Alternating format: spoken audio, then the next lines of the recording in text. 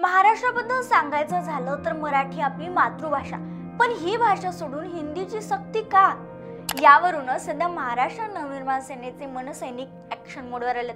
त्याचं झालं असं की शालेय शैक्षणिक धोरणानुसार शाळांमध्ये हिंदी भाषा ही तिसरी सक्तीची भाषा ठेवण्यात आली होती, पण विरोधानंतर हा निर्णय बदलण्यात आला। आता इयत्ता 1ली ते 5वी साठी मराठी व इंग्रजी माध्यमांच्या शाळांमध्ये हिंदी ही तृतीय भाषा म्हणून अनिवार्य करण्यात आली।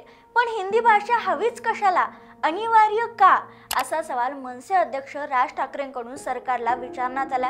आणि काय, नंतर मनसैनिकांनी थेट बाजारात उपलब्ध असलेली हिंदीची पुस्तकच फाडून टाकली। महाराष्ट्रात हिंदी चालणार नाही असं सांगत तीव्र आंदोलनाचा इशारा दिलाय। आता यावर राज्य सरकार नेमका काय निर्णय घेईल हे पाहावं लागणार आहे। खरं तर भाषा जी तुम्ही आम्ही अगदी लहानपणापासून वापरत आलोय, भाषा जी माणसाला जोडते, जिच्याद्वारे आपण आपल्या भावना व्यक्त करतो, ती भाषा आता शाळेमध्ये शिकवायचं काय, कुठल्या भाषेत शिकायचं, हे आता शिक्षणाचं नव्हे तर सांस्कृतिक अस्मितेचं युद्ध झालंय।